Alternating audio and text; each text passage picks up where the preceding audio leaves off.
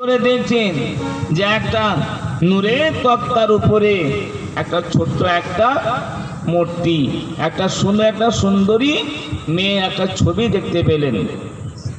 কে দেখালেন? আল্লাহ পাক দেখাচ্ছেন হযরতে জিবরিলের মাধ্যমে। জিবরিল আমিন বলছে, হুজুর আপনি কাপড়টা তুলেন, সাদা কাপড় দিয়ে চাপা, একবার দুবার তিনবার একই ওই আপনার রূপটা দেখলেন স্বপ্নের মাধ্যমে। একদিন ঘুরতে ঘুরতে আবু বকরের বাড়ি গেলেন। আবু বকরের বাড়ি যাওয়ার পরে দেখতে পেলেন যে বাড়িতে ছোট্ট বাচ্চা মেয়েটা ঘোরাঘুরি করছে। আবু বকর সিদ্দিককে বললেন, বাবা আবু বকর, এই মেয়েটা কি বাবা? বলছে, হুজুর এই মেয়েটা হচ্ছে আমার মেয়ে, এর নাম হলো হযরতে আয়েশা।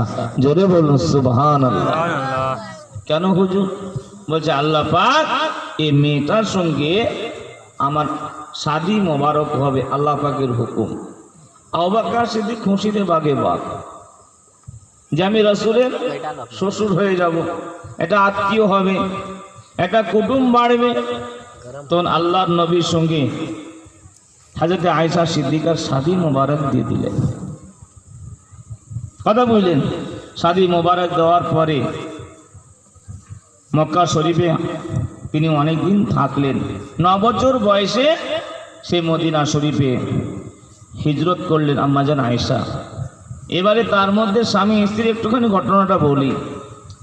আল্লাহ নবী, দয়ার নবী আম্মাজান আয়েশার সঙ্গে যখন শাদী মোবারক যখন হলো, আমাদের বাড়ির মেয়ে ছেলেরা যেদিন শ্বশুর বাড়ি যায় তারা দুঃখ করে যে বাপ মাকে ছেড়ে আমি শ্বশুর বাড়ি চলে যাব।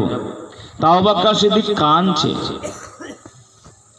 আবু বকর সিদ্দিক কাঁদছে, মেয়েটা চলে যাচ্ছে শ্বশুর বাড়ি, তিনি কাঁদছে। অন্যান্য সাহাবারা জিজ্ঞাসা করছেন, আবু বকর আপনি কাঁদছেন কেন?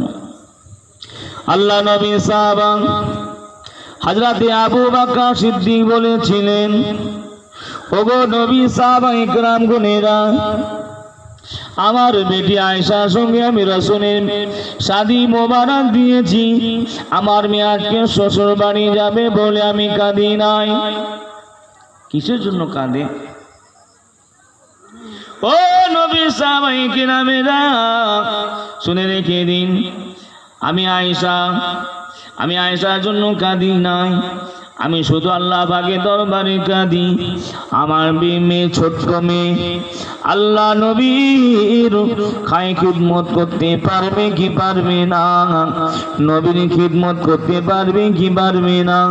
এই জন্য আমি আবু বকর, আমি আল্লাহ পাকের দরবারে কাঁদি।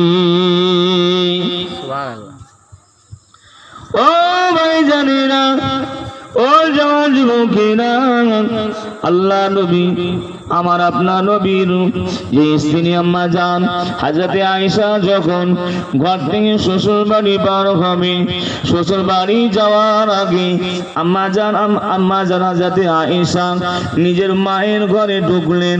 ঘরের ভিতরে ঢুকে একটা ছোট্ট একটা ব্যাগের ভেতরে আপনার কি যেন লুকিয়ে ভরে, কি যেন ভাবছে। আম্মা জান বলছে, আয়েশা তুমি তোমার ব্যাগের ভিতরে কি ভরেছো বলো?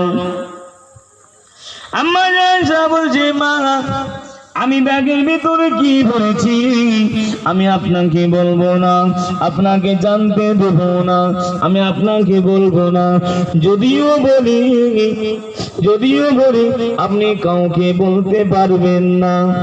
এই না বলার পরে আম্মা জান হযরতে আয়েশা সিদ্দিকা রাদিয়াল্লাহু তাআলা আনহা আম্মা জানের কাছে আপনার লুকিয়ে দেখালেন। আম্মা জান আয়েশার ব্যাগে ছোট খেলনা রয়েছে। বাচ্চারা আপনার খেলনা নিয়ে থাকে, ওই খেলনাগুলোকে আল্লাহ নবী বিবি আম্মা জান আয়েশা আপনার ব্যাগের ভিতরে লুকিয়ে ভরেছে। মা বলছে, আয়েশা এই খেলনাগুলি করবে কি করবে, কি কাজে লাগবে? বলছে, মা এই খেলনাগুলি আমার নবী পাক যখন অন্য বিবিদের বাড়িতে থাকবে, আমি একা বাচ্চা আমি কি করব? করব, আমি ওই খেলনাগুলোকে নিয়ে আমি রাসূলের বাড়িতে খেলা করব। জোরে বলুন সুবহানাল্লাহ, আরো জোরে বলুন। সুবহানাল্লাহ। আল্লাহ নবী হঠাৎ করে আম্মাজানের ঘরের ভিতরে ঢুকবেন। আম্মাজানকে দেখছেন ছোট ছোট খেলনা নিয়ে আম্মাজান খেলাধুলা করছেন। আল্লাহ নবী আড়াল থেকে লুকিয়ে লুকিয়ে দেখছে যে আয়েশা খেলাধুলা করছে, ওই খেলনাগুলোকে নিয়ে খেলাধুলা করছে। আল্লাহ নবী বললেন, আয়েশার খেলাতে আমি ব্যাঘাত ঘটাবো না, আমি